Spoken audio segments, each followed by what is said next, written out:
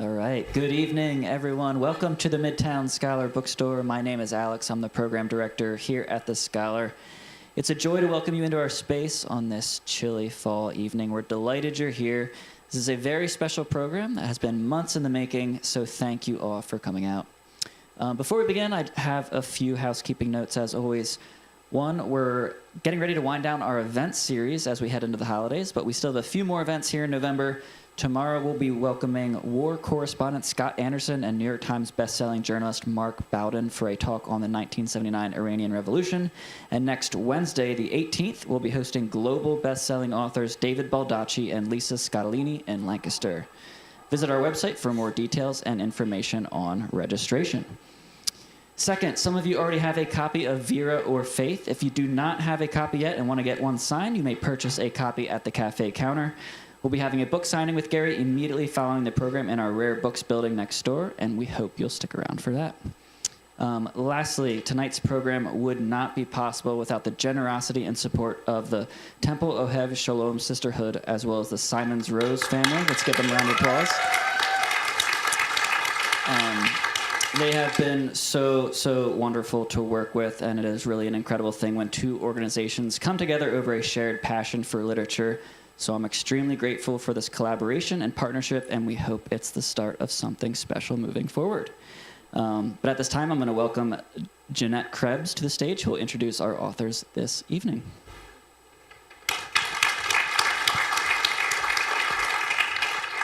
Thank you.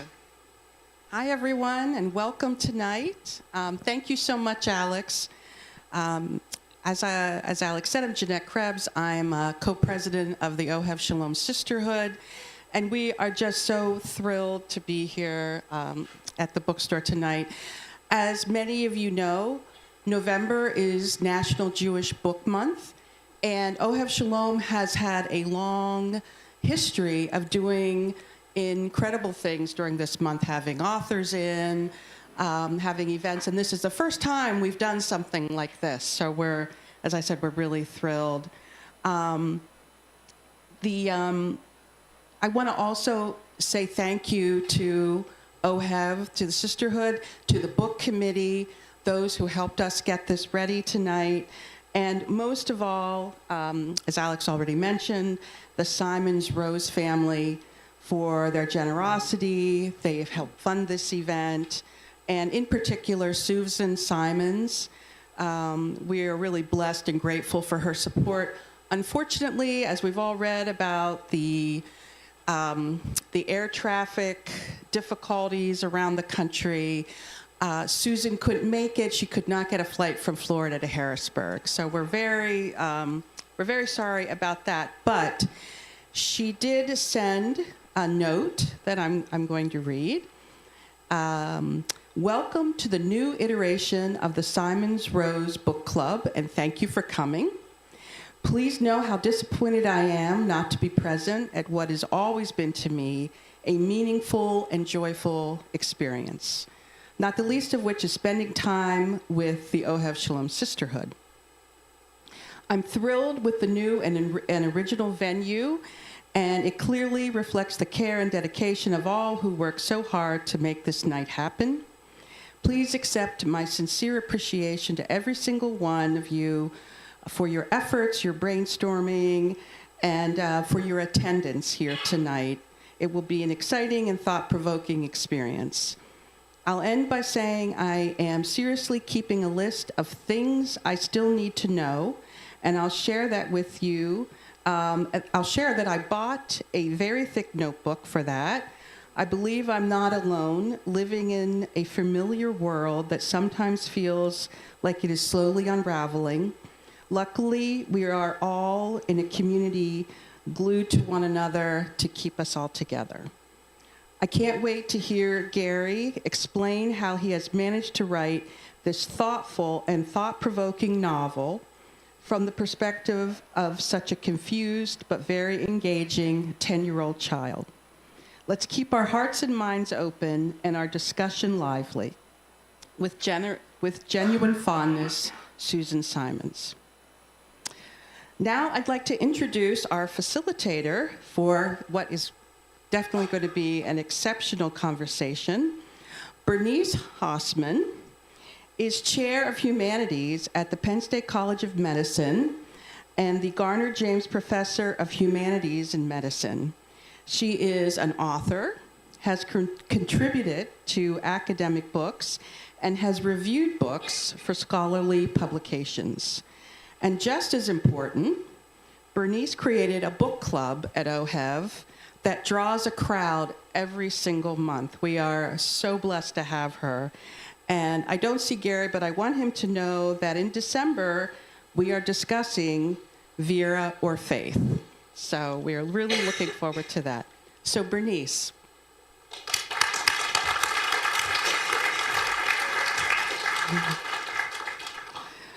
Our featured author tonight, as you all know, is Gary Shteyngart. Gary was born in Leningrad in 1972 and came to the United States 7 years later. His debut novel, The Russian Debutante's Handbook, won the Stephen Crane Award for First Fiction and the National Jewish Book Award for Fiction. His novel, Super Sad True Love Story, won the Bollinger Everyman Wodehouse Prize and became one of the most iconic novels of the decade. His more recent novel, Our Country Friends, was a New York Times bestseller. His books have been published in 30 countries, and Book Page calls Gary one of the best comedians in literature today.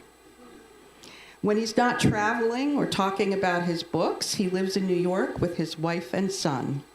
His new book, which we are here to talk about tonight, Vera or Faith, is a poignant, sharp-eyed, and bitterly funny tale of a family struggling to stay together in a country rapidly coming apart. It's told through the eyes of their wondrous 10-year-old daughter. Now, without further ado, I'll invite Gary to come.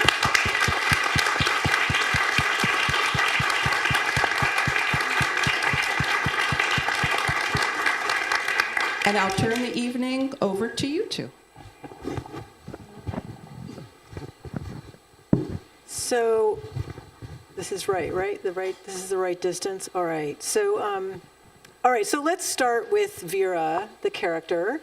What I noticed when I first looked at the novel was all the reviews said it's like a reboot of What Maisie Knew by Henry James. So I reread that novel, or I read it for the first time. I can't remember. Thank you for not writing in James's sentences. But I do think it's interesting.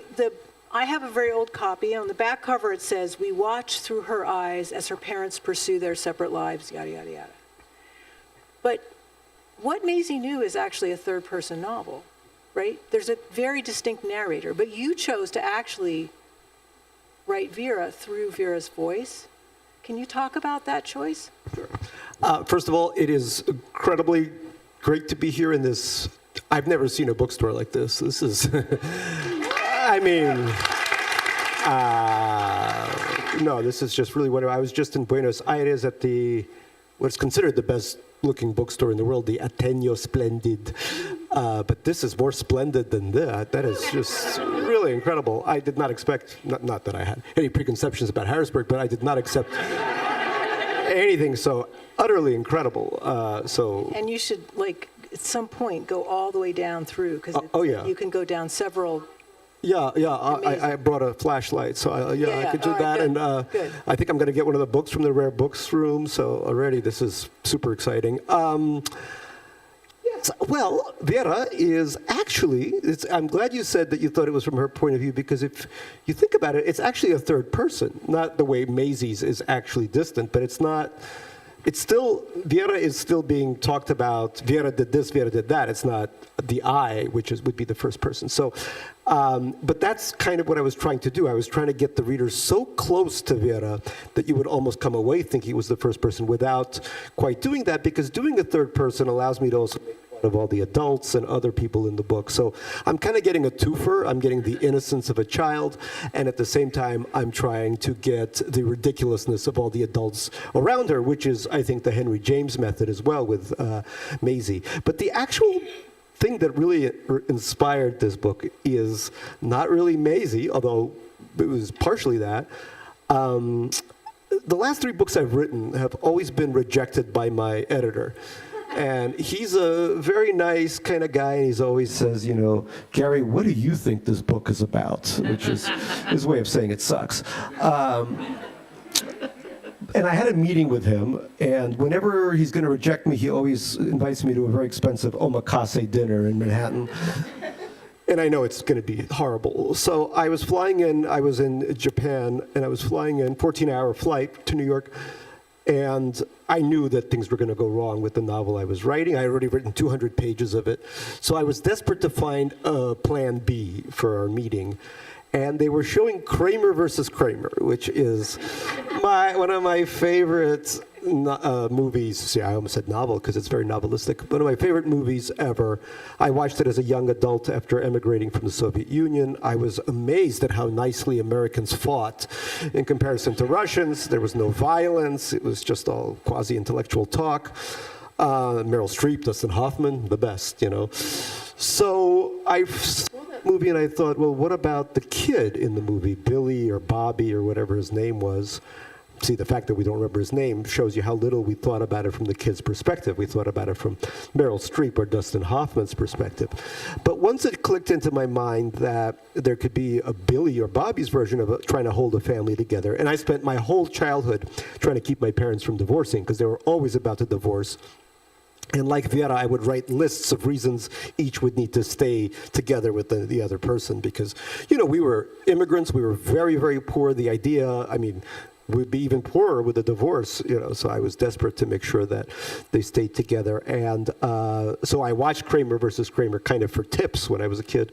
And then when I was writing Vera, one of the main things that happens to her in the book is her attempt to keep the two together through these crazy lists that she writes. Yeah, that's so interesting because I would have sworn to you that it was a first-person narrative. So it was very effective. Mission accomplished. Yeah. So she is trying to keep her parents together. You segued right into my next question. It's amazing. She's also trying to find her biological mother because Ann Mom, who is her stepmother, she is very distinct throughout the text. Ann Mom is her stepmother.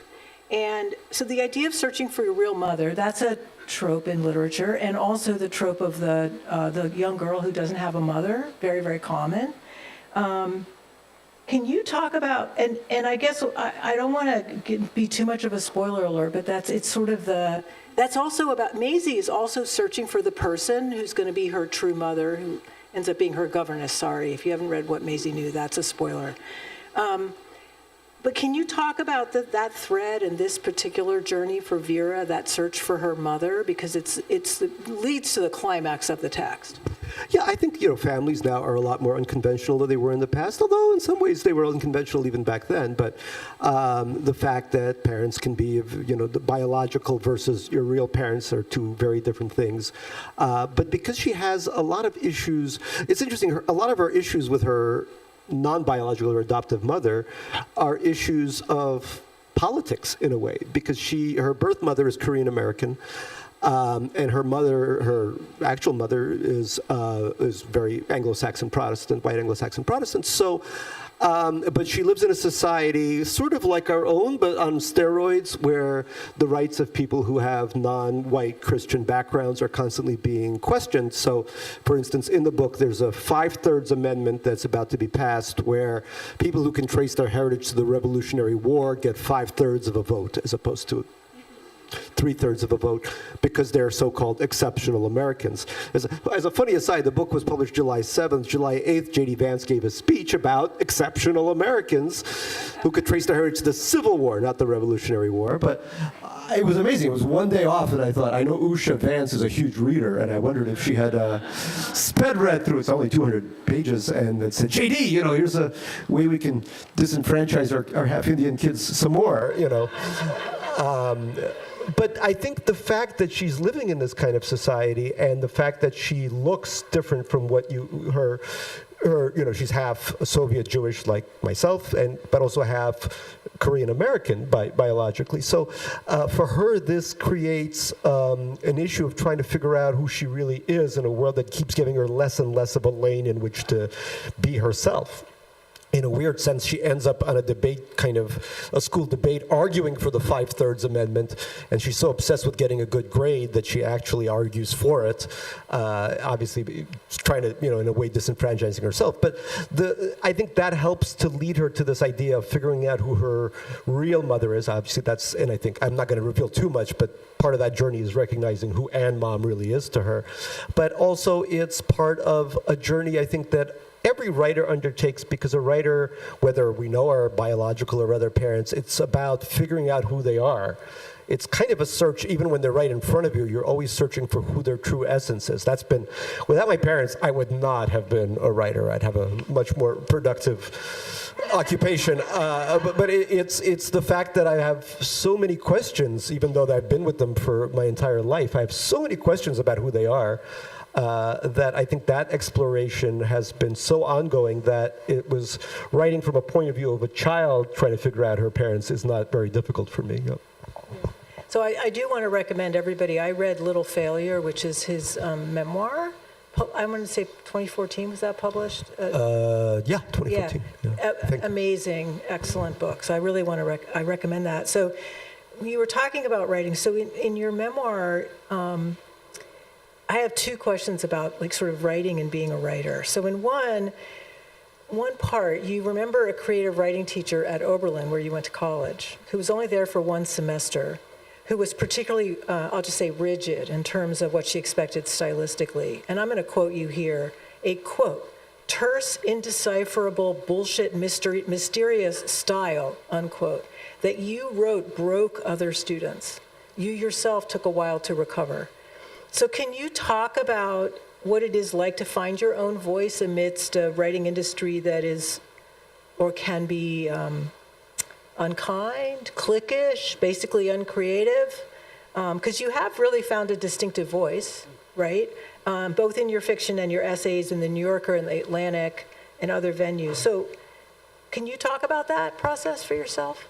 Yeah, she really hated that, what you nicely call a distinctive voice. That teacher did not like that distinctive voice because she was the acolyte of a certain editor named Gordon Lish, who edited Raymond Carver most famously, and many people attribute the Carver style to actually being his style because he really took the red pen to a lot of Carver's works. Now, I happen to like what he did with Carver. I happen to like the final output of Carver, but not everyone writes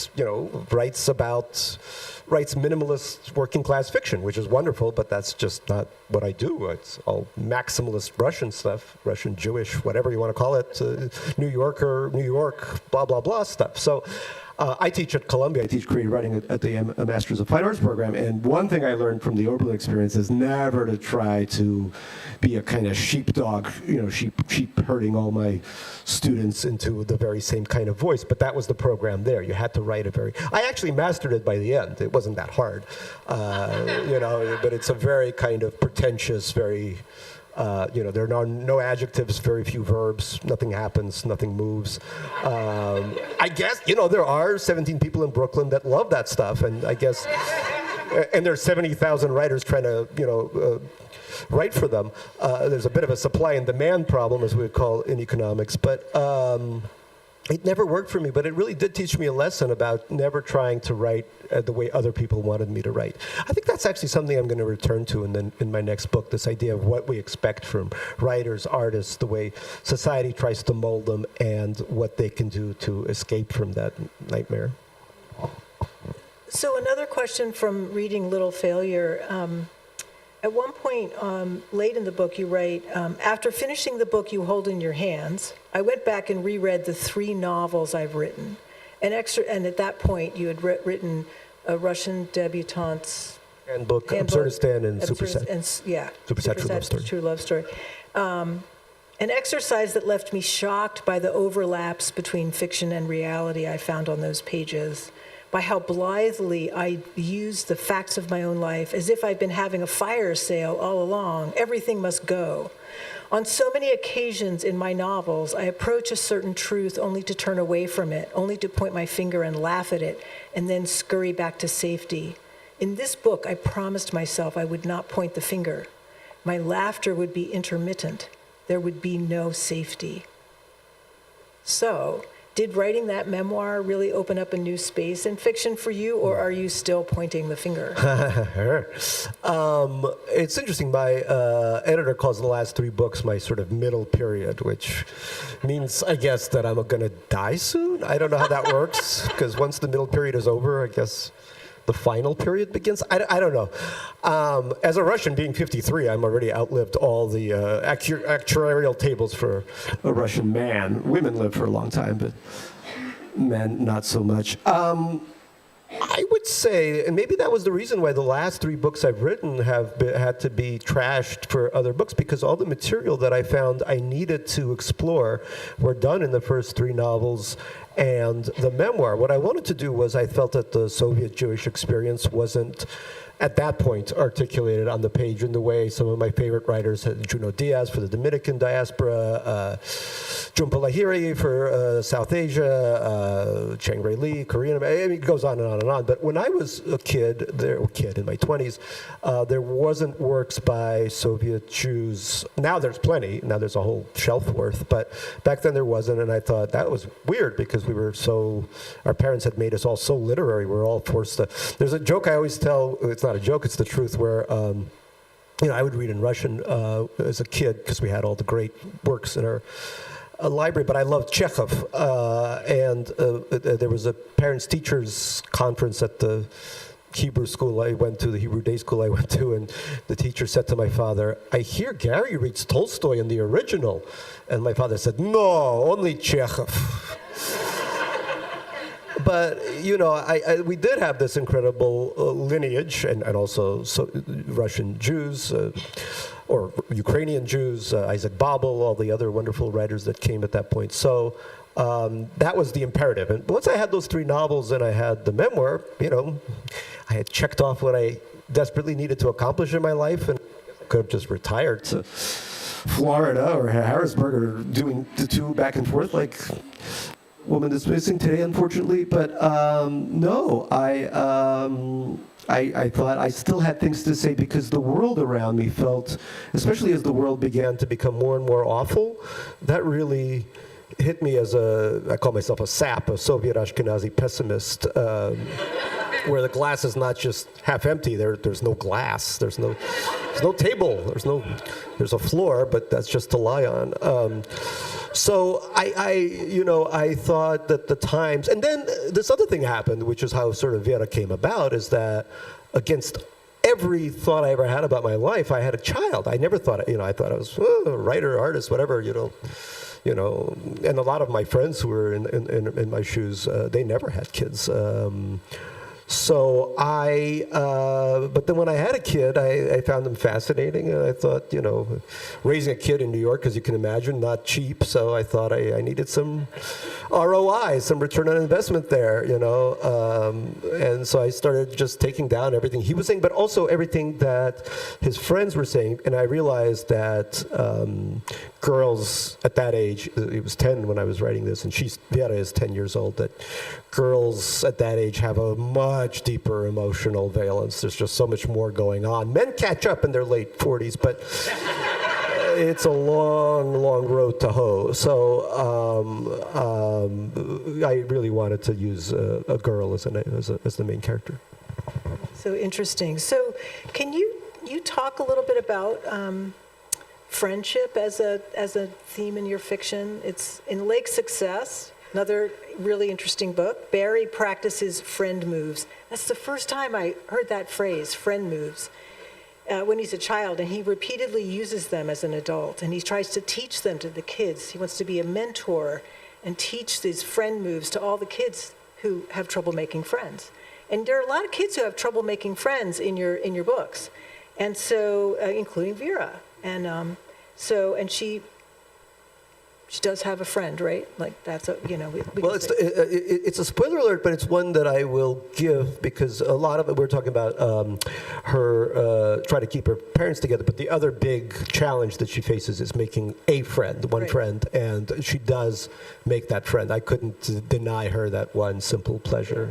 So, but this idea of friends, the importance of friends. I mean, you have the Our Country Friends, which is your COVID novel, right? Like, can you talk a little bit about? I really found it striking that this was a really important. It's not just a thing; it's really a theme. The significance of friends and longtime friends, especially in these texts. Yeah.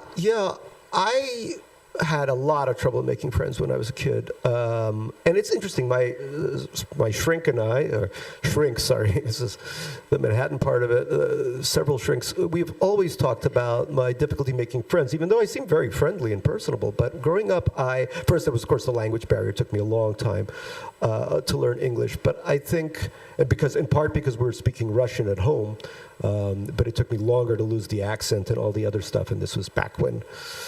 During the evil empire days of Ronald Reagan, where being Russian sucks today too because Russia keeps invading and destroying other societies. But what did I do? I just showed up with a giant fur hat, not meaning any harm.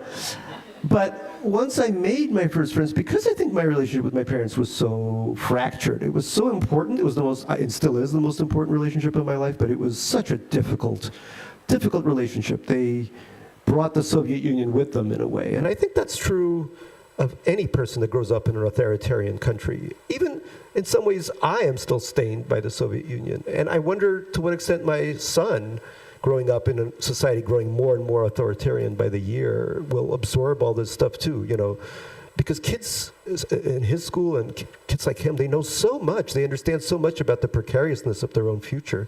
I mean, I remember when I was his age, I would know the names of the Politburo members by heart, and he knows like Stephen Miller's wife's name, who's having an affair with Elon Musk. That's too much for a 10-year-old to know. That's not a good sign when you know all this crap.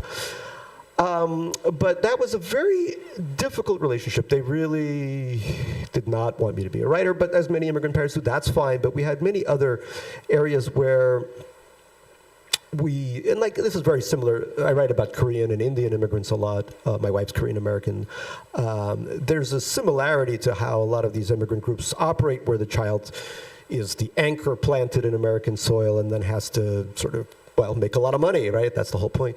But that creates a kind of feeling that the child is just an extension of the parents. You're all part of this very small company that's trying to, open up a new market in a new country.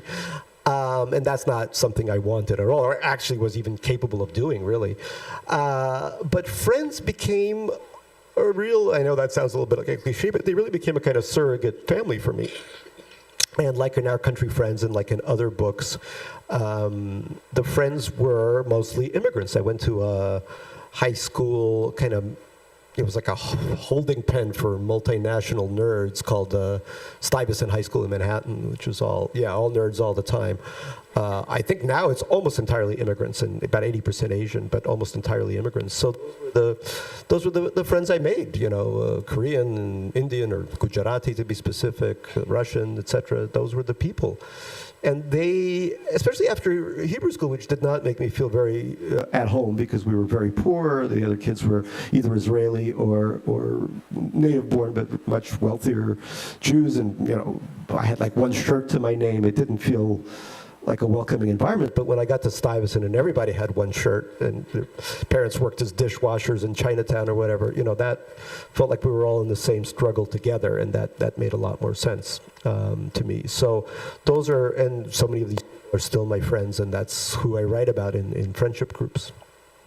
So I was really struck when you talked about, when you tell the sort of immigrant stories that you do, it felt to me like the stories you were telling were really different than the stories that I was used to reading. And I think in part because you have these sort of very unusual sort of groupings of friends, right? And you're that kind of come out of that environment at Stuyvesant. Can you talk a little bit about how intentionally are you telling a sort of different kind of immigrant story? I think as you point out, like, it's only been recently that the Soviet Jewish immigrant story has been a story that we've really read a lot about, and you've participated in that, right? You've kind of put it on the map, but then linking it to sort of, I'm thinking in Super Sad True Love Story with Eunice's family, we get this really deep look at one particular kind of Christian Korean immigrant family, and then her relationship with her parents is kind of mirrors your relationship with yours in some ways, right? So can you talk a little bit about the kind of immigrant stories you're trying to sort of tell? Yeah, it's interesting because, Super Sad True Love Story is, as the title promises, a love story. And so many of my relationships were with other immigrants, including, my wife's Korean American, but I had plenty of Korean American, Indian American, you name it, all kinds of different immigrant groups. And it was always funny. It was always much easier for me to understand what they were going through than if I had dated a, WASP American or Jewish American who lives here whose families had been here for many generations, because there was so much more in common in the kind of, mishigas, to use the Yiddish word for it. There was something a lot more similar, really much more understandable to me than people who had been here through many generations and whose parents had psychiatrists who had, dampened some of the insanity down a little bit. But I also found it very exciting. Like, I found it slightly boring to date people who had so many issues worked out already, since being in psychiatry with a shrink since age 3 or so. But the other interesting thing that, I mentioned it was a math and science school. Many readers have found that there are also themes about being on the spectrum in these books. Yes, whoa, yes, go spectrum, and spectrum. And that obviously, look, when I was a kid, there was almost all my behavior was incredibly spectrumy. I would draw one-to-one maps of the world off of atlases and then fly planes for 9 hours between different locations without letting the planes, the wheels touch the ground, because then everything would fall apart, and all these kinds of behaviors, all kinds of different ways of holding my head, and et cetera. So I think very much so there was some part of that, and also going to a math and science high school, obviously there's going to be a lot of people who are also there, and people in general, in college-educated people, there's a lot of, again, the spectrum has become this gigantic thing where, what used to be Asperger's is now classified as autism in general, and I don't know how I feel about that, because people like RFK Jr. get to say, we're discovered, it's an epidemic, when it's really just people figuring out, that they're on a certain part of the spectrum that is very different from the kind of spectrum that RFK Jr. talks about. So, but that is obviously a theme, because Vera, I even, when I wrote about it, I wasn't actively thinking, she's on the spectrum, but so many readers say, she flaps her hands this way, she has this kind of, she's very intellectually complex, and yet she has issues, emotional and understanding cues kinds of issues, which is at the heart of what autism is a communication disorder. So that, and Lake Success, which had a kid who had very severe deficits, but also his father, who practices friend moves. And that was me entirely, in part, again, because I had to practice English, but also because I didn't know how to make a friend to save my life. But then I learned it really, really well, the way people who sometimes are on the spectrum focus on one thing and then master it. So I became a master friends maker, and have ridiculous amounts of friends now, where, I'll go anywhere in the world and there they'll be. So, and in some ways I find that almost as much of an accomplishment as any of the books I've written, this ability to finally to find the friends that make up a feeling of having family, not that I don't have a family with my parents, but that kind of complement it in a very important and very necessary way. And that's why I think the older I get, the less I write about them and the more I write about the bonds that we forged over the years. So you already did my autism one. I don't even have to ask you the question. That's great.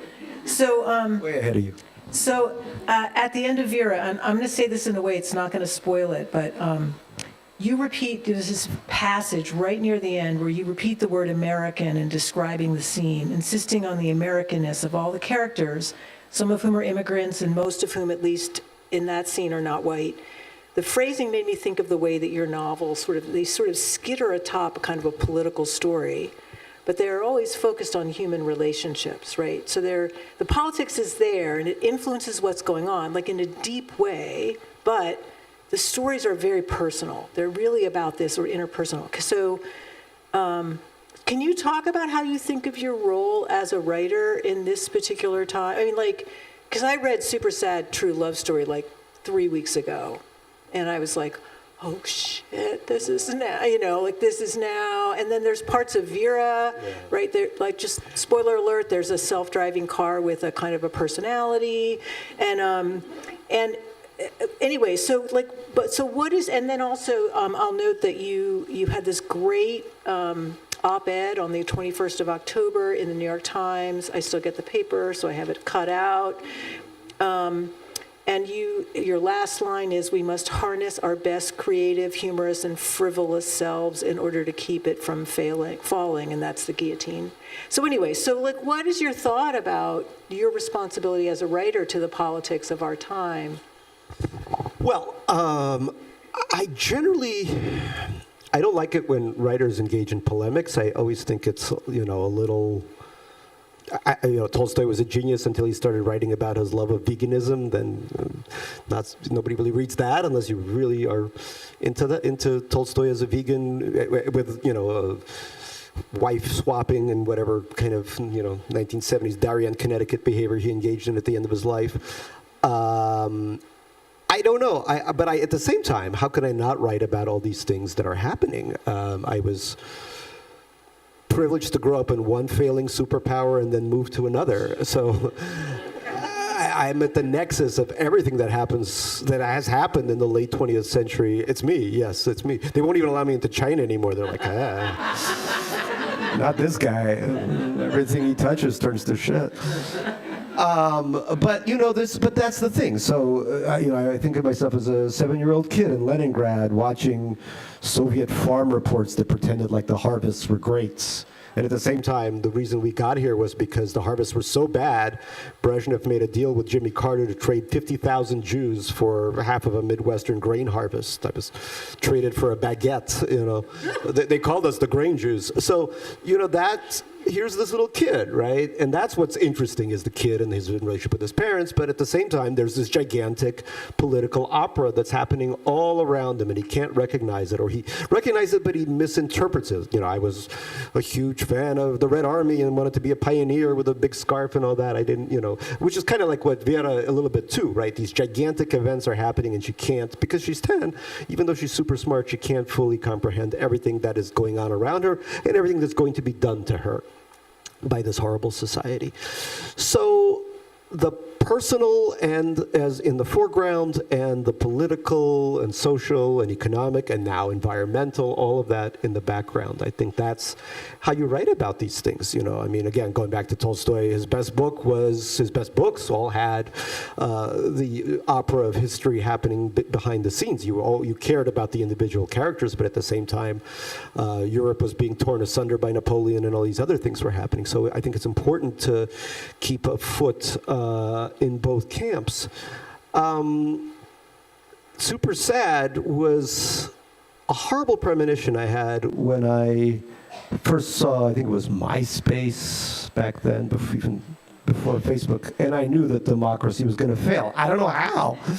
I just thought it's going to happen. People tweet about it. That book was written in 2006, but it had, and I haven't reread it in ages, but there's National Guards troops in cities. There's a war with Venezuela. It's bananas.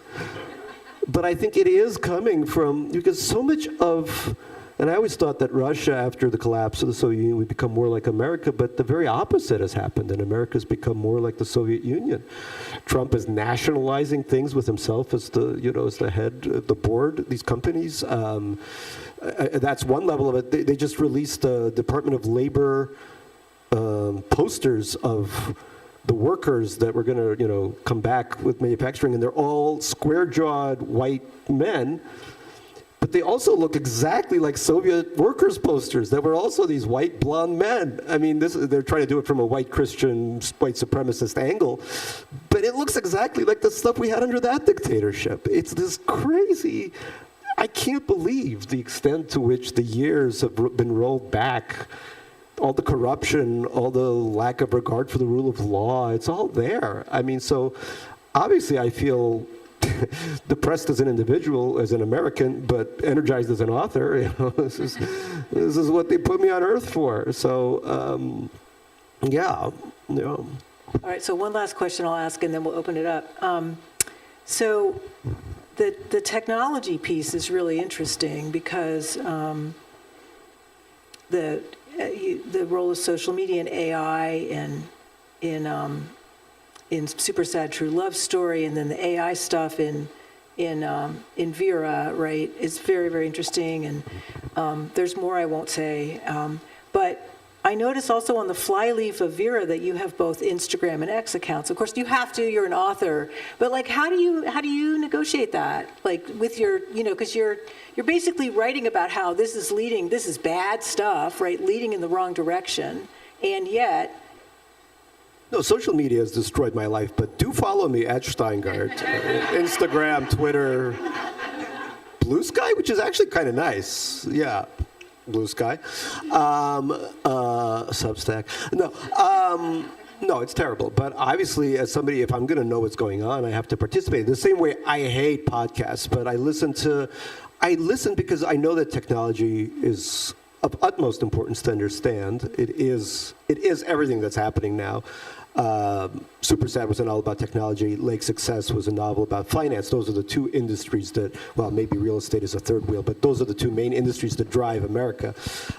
Finance became interesting because obviously the city I live in, New York, is entirely about finance, with media as a little garnish on the side. But technology really obviously has an even bigger impact, a bigger footprint on our lives. So I listen to a podcast about technology, and I hate every minute of it, but every week I subject myself to an hour of this crap. Just because it's important to know. And I think I am, even though I'm terrible at it, I do have a finger on the pulse of it. So there's a car, the self-driving car in Vera named Stella the car. And she drives all the main characters, and she has this thing where she tries to brown nose everybody who's in the back seat and tries to tell them things they want to hear, or even tries to mirror their speech. And, you know, I wrote this 2 years ago, and then I found out that's exactly what the chatbots are doing. It's this flattery problem. So, you know, you'll tell a chatbot, oh, I have a 70 IQ. Am I one of the smartest people that's ever lived? And it's like, oh, yeah, you're brilliant. I knew it, you know. And so somehow I can see a little bit ahead of time, and it's never good. You know, people say, well, write a utopia, maybe it'll happen. But I can't even begin to imagine it. I wouldn't know where to begin. But at the same time, I want to say about this book that Vera in Russian does mean faith. And I usually treat my characters like the complete schmucks and nebishes they are. I'm like, it's schmebish, if you will, a schnebish. It's like a combination of the two. But I really treat Vera, I think, with much gentler, because I have to. Because now that I am a father of a 12-year-old growing up in this world, I don't want the world, I mean, I never wanted the world to fall apart, but now there's an extra reason to want to put faith into, per the title, to put faith into these kids. And when I listen to my son and his friends and all of them talk, they're, oh God, I mean, if my generation created this world, they're the only ones that are going to be able to save it from us. And that is so important. So, and I know probably, you know, their innocence will be destroyed by the world that they live in. But for a time, I hope that it won't be, because I want them to be as smart as they are, and I want them to discover a way out of the maze that we've created for them. And that is the most heartfelt thing I've ever written about, you know, because it's so different from writing about the kind of world that we live in, my generation's Generation X, which is so messed up, always has been. In a way we actually enjoy. You know, we have this ironic kind of self-hatred, but it's not something I can extend to these kids who never asked for this, but have to find a way out. So this was the only time I'd written. When Vera makes a friend in this book, it was the only time where I just found myself finally, having a tear in my eye, because I never do when I write. I usually just want to laugh. I've always been a comic writer, and I think humor is very important. The Soviet Jewish, really, the one thing we have, the food is awful, but the humor is really important. And that's, I wanted to combine both the innocence of this young girl with the humor that I love so much. Well, thank you. And now we're going to open it up for questions. Yeah.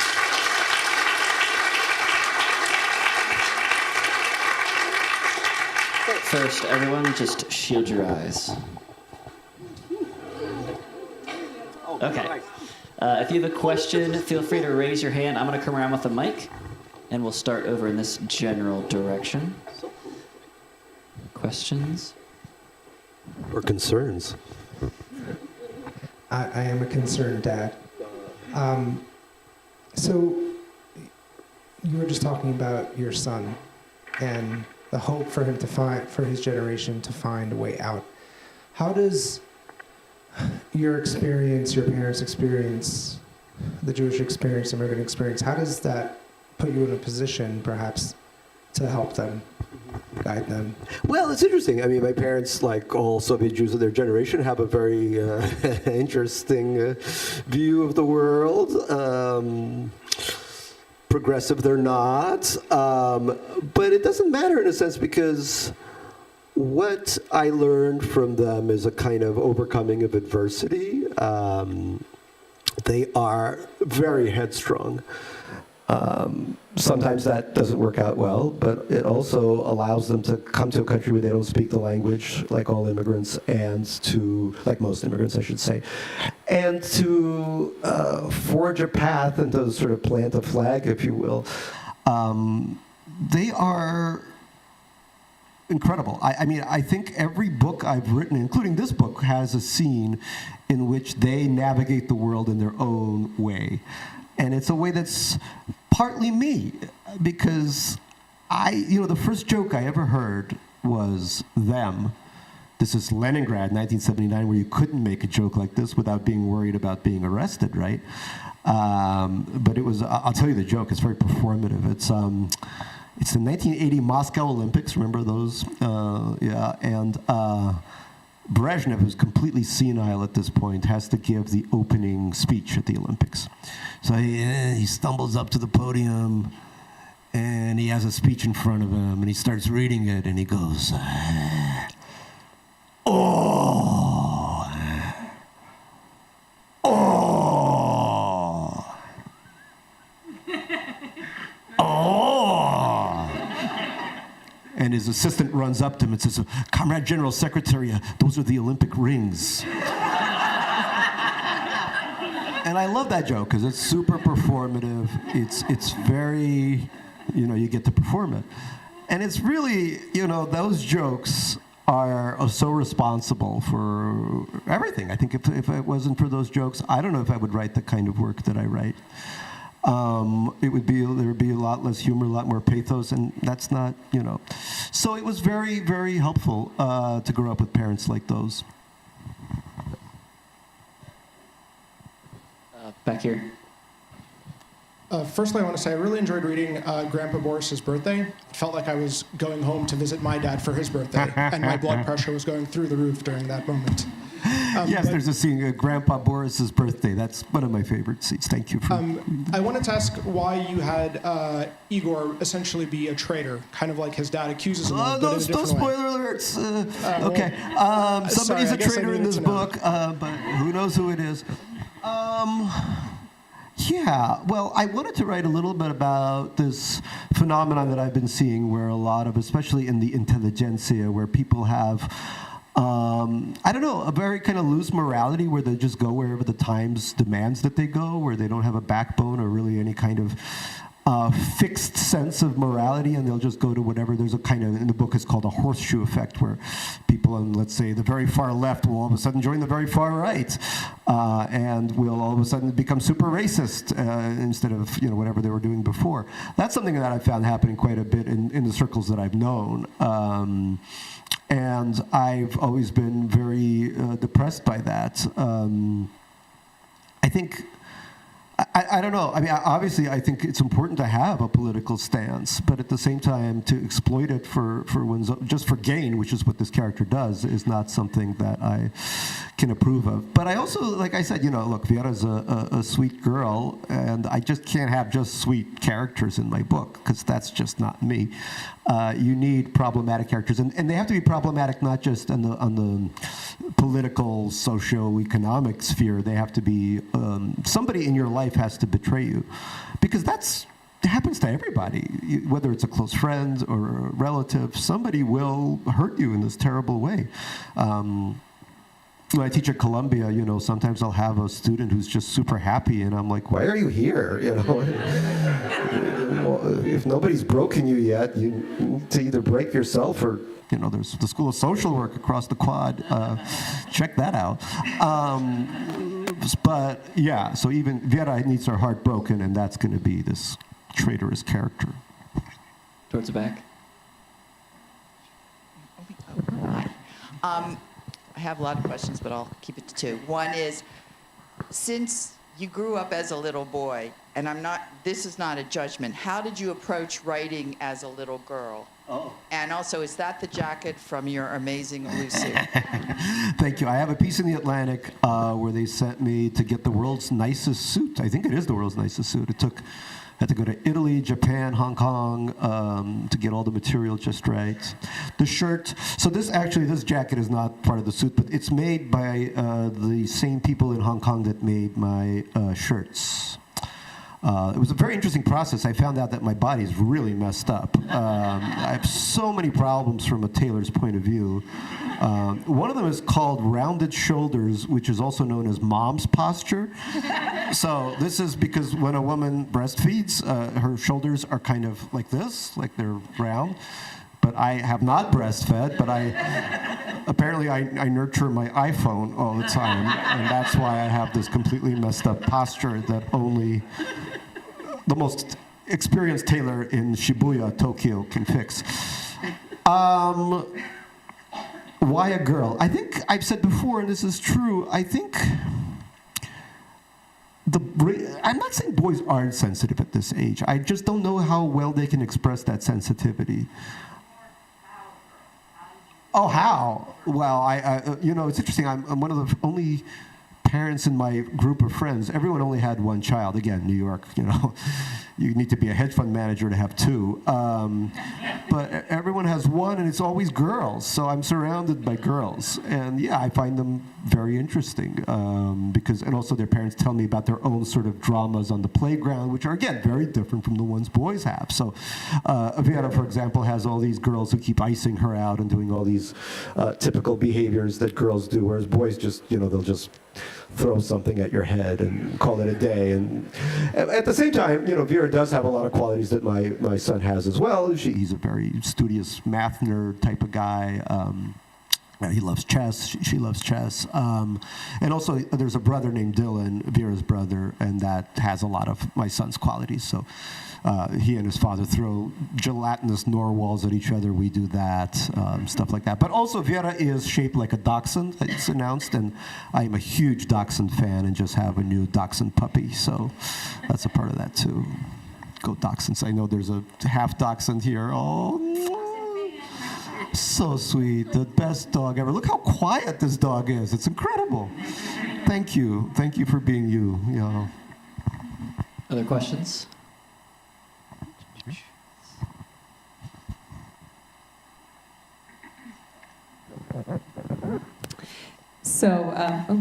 So you did call the book Vera or Faith, and we met before. I'm a rabbi in town. So what do you? But you sort of described earlier in your talk tonight that you're sort of alienated from your maybe like typical Jewish faith because of like your experience growing up and whatnot, which is typical story. But do you see any role for sort of traditional means of faith? And I would say that like in my experience, the book as sort of dark as many of the moments were, especially given where we are, like kind of felt like a glimmer of hope in some ways towards the end. So, I mean, yeah, do you see any role for faith in a sort of traditional sense? I know there's many rabbis here tonight, which is great, very exciting.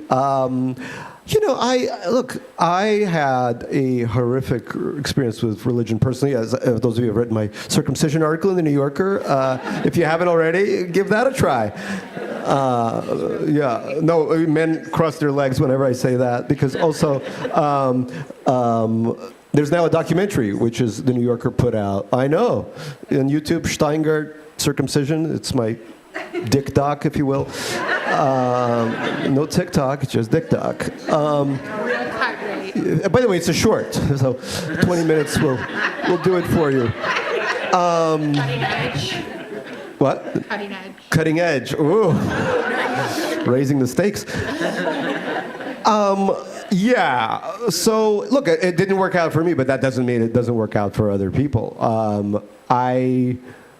But it's interesting, so many of the people I'd known are kind of post-religion in one way or another. So there's all these Koreans who went to Bible camp in California who are all recovering from that. But on the other hand, my wife is what do you call it? What's that very genteel kind of Christian? Episcopalian, all right. She's an Episcopalian, and that's lovely. I go to her church once every 5 years or so, and it's adorable. They're all talking about nice things, and Jesus is so far in the background you can't even see him.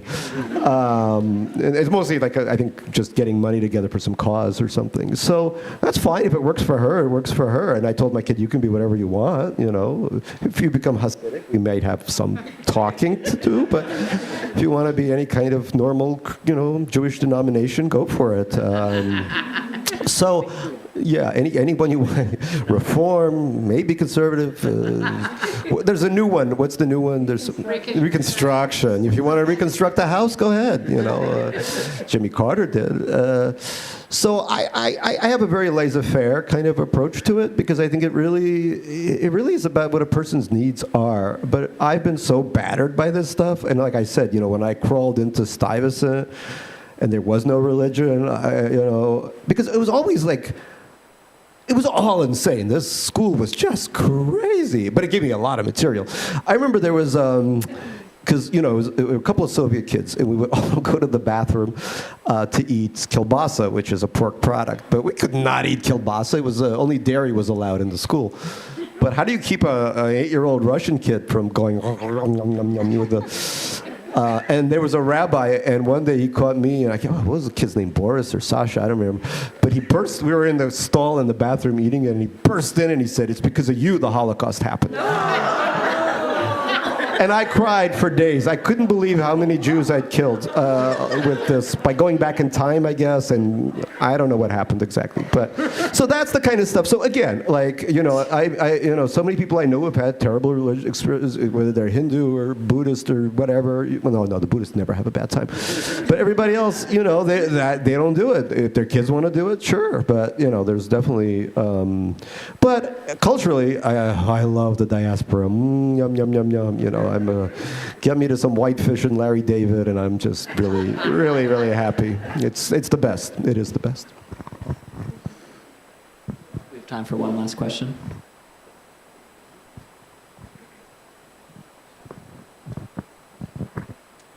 So Vera's father named her after Nabokov's wife, Vera, and I was just wondering if that was just a little thrown-in tribute, or what Nabokov is important to you in some way.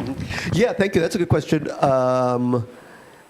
The original thought was to name Vera because faith. That's what the name means, and I wanted to have a name that's faith. And that's faith that, some can interpret as a religious faith, but in my mind it was just faith in the future, faith that we will continue on as a species. Nabokov was a hugely important. I would say the two authors, and I teach them both at Columbia in different classes. Actually, I'm teaching them both in my next class, a class called "So You Want to Write Funny?" ? Has to be said in that, Queens, Brooklyn voice. And it's Nabokov's Pale Fire, which is insane, although I actually prefer Pnin, which I teach in a different, which is, I think, one of the most humanist works by Nabokov, who could be a bit of an asshole, too. But Pnin is wonderful, very short book. I teach that in my immigrant fiction class because it really is about a refugee. And the other one is Philip Roth's Portnoy's, which, boy, these kids are, because nobody writes about sex anymore. I don't think young people even have sex anymore. It's all, somebody texts somebody and the text goes wrong, and that's a novel. But there's no actual physical contact anymore. So when they read about a man and a liver getting together, they're like, oh my God, their minds are blown. And then there's complaints to the dean. But, no, I'm kidding about that. But for me, Nabokov and Roth, they're very different. Nabokov is primarily a stylist. He's somebody that is, and I think the reason he was the kind of stylist, and maybe some ways I try to harness it, is that I think bilingual writers, Joseph Conrad is always mentioned, but Nabokov is definitely in there as well. People who have a second language that they think or dream in, which I do, especially in terms of dreams, where you can't help it, Russian will appear.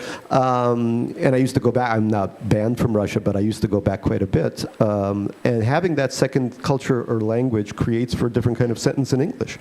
That's why I do think, actually, that Nabokov's best works, certainly his best-known works like Pale Fire, Lolita, etc., were all written in English with that secondary soundtrack. For me, English is at this point obviously the primary soundtrack, but Russian is never far behind. So when I need to style a sentence, some of that will be reflected in it, and that's why. But also, you mentioned Vera Nabokov. She's amazing, and some people think she wrote a lot of the stuff. I don't know. This is like one of those Shakespeare, who was Shakespeare kind of arguments. I think Nabokov did the heavy lifting, but she was a great writer in her own respect. But due to the times and due to the fact that she was Nabokov's cook, chauffeur, TA, I mean, she was, she did everything, because Nabokov did nothing but write and dream. He was like a Hasidic Jew of the time, right? He was like, I'll just study, whatever, Dostoevsky instead of Torah. But and she did everything for him. So she deserves a lot of the credit. And when I teach, I always talk about, how important she was to how we wouldn't really have Nabokov as we know him without her. Can we give one more round of applause for Gary Shteyngart? Thank you.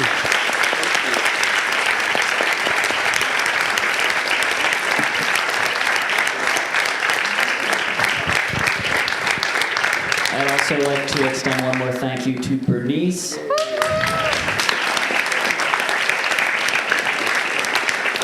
And thank you once again to Temple Ohev Sholom Sisterhood for organizing this event.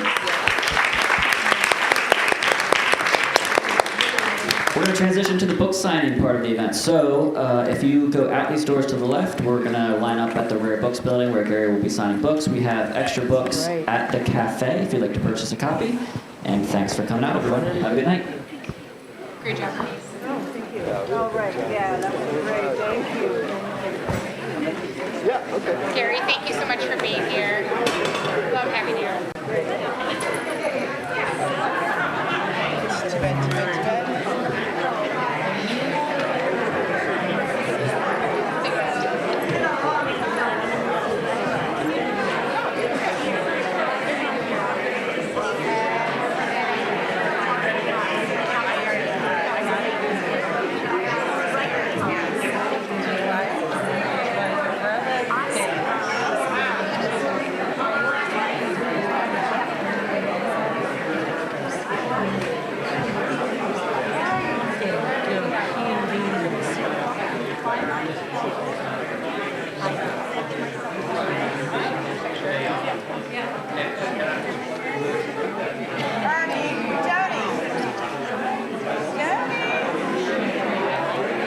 On the thing, because we're not going to get through it. Just trying to get a hold of you.